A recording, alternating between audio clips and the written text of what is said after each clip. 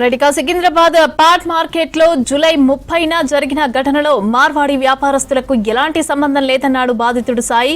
కేవలం తనకు SK jewellers మధ్య గొడవ జరిగిందని చెప్పాడు. గొడవ జరిగాక మార్వాడీలు తనను హాస్పిటల్లో చేర్పించి సహాయకారం అందించారని తెలిపారు. ఇక తనపై దాడి చేసిన వారు చెప్పిన క్షమాపణను స్వీకరిస్తున్నట్టుగా చెప్పాడు. సమస్య పరిష్కారం అయిందని, జూలై 30న జరిగిన ఘటనపై జరుగుతున్న తప్పుడు ప్రచారాలను ఆపాలని అన్నారు సాయి. 31 తారీఖున ఏదైతే మోండా మార్కెట్ ఎస్కే జ్యువెలర్స్ దగ్గర ఒక కార్ ట్రాఫిక్ జామ్ విషయంలో నా తమ్ముడైన సాయి కిరణ్ హారం కొట్టడం జరిగింది. ఆ హారం కొట్టడంలో మాట పెరిగి ఎస్కే జ్యువెలర్స్, మీకు మరీ ముఖ్యంగా చెప్తున్నా, ఎస్కే జ్యువెలర్స్ కుటుంబ సభ్యులు వారిపై దాడి చేసి తిట్టడం జరిగింది. దాని తర్వాత సాయికి సపోర్టుగా వచ్చిన మా సాయి దాదా మరియు అరుణ్ గారిని కూడా కొట్టడం జరిగింది.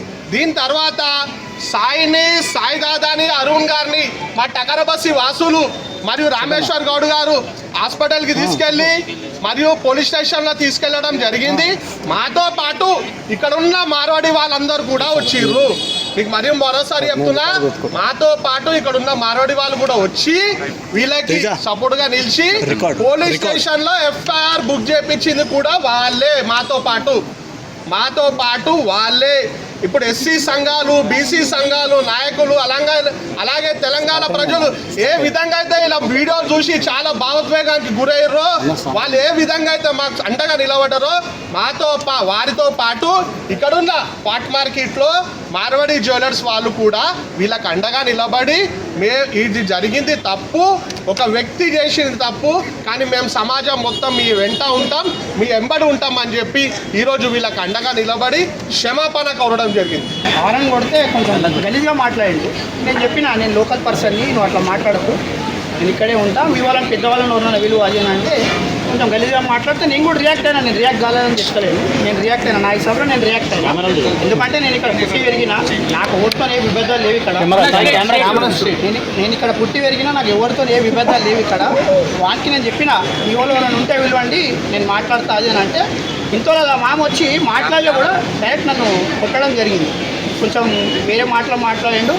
ఇంట్లో నేను మా మిత్రుల్లో పిలిచిన ఇద్దరు, అరుణ్కి ఇంకా సాయి వాళ్ళు వచ్చిన తర్వాత వాళ్ళపైన కూడా కొట్టడం స్టార్ట్ చేసి, కానీ ఎస్కే జ్యువెలర్స్ అనే ఫ్యామిలీ మా వాళ్ళపైన కూడా దాడి చేసి, కానీ మిగతా ఇక్కడ ఉన్న ఎవరు కూడా దాడి చేయలేదు. వాళ్ళకి ఎక్కువ విధమైన సంబంధం లేదు. వాళ్ళు కూడా నాకు సపోర్టింగ్గా ఉన్నారు. వీళ్ళందరూ నాకు నేను ఇక్కడ పుట్టి పెరిగినా, వాళ్ళకు కూడా నేను తెలుసు, నేను కూడా వాళ్ళందరూ తెలుసు. ఈ ఎస్కే జ్యువెలర్స్ అతను కొంచెం డబ్బు అహంకారం, దానివల్ల రియాక్ట్ అయింది. కానీ వాళ్ళ అల్లుడు పైన ఏదో దాడి చేసినట్టు सीसीटीवी फुटेज చూడొచ్చు మీరు वीडियो। ये एक छोटी घटना, रोड की घटना हुई है, इससे एसोसिएशन का कोई संबंध नहीं है। ये एक रोड पे जिस तरीके से गाड़ी आई है, पीछे से कोई हारन मारा है, उसके बाद में थोड़ी आपस में बातचीत हो गई और उसके बाद थोड़ा मैटर जो है सो, लेकिन बाजार के बस्ती वालों से आज हमारा नहीं 100 साल से हम मार्केट में है। बस्ती वालों के ऊपर भी, बस्ती से भी हमारे को किसी से कोई प्रॉब्लम नहीं है।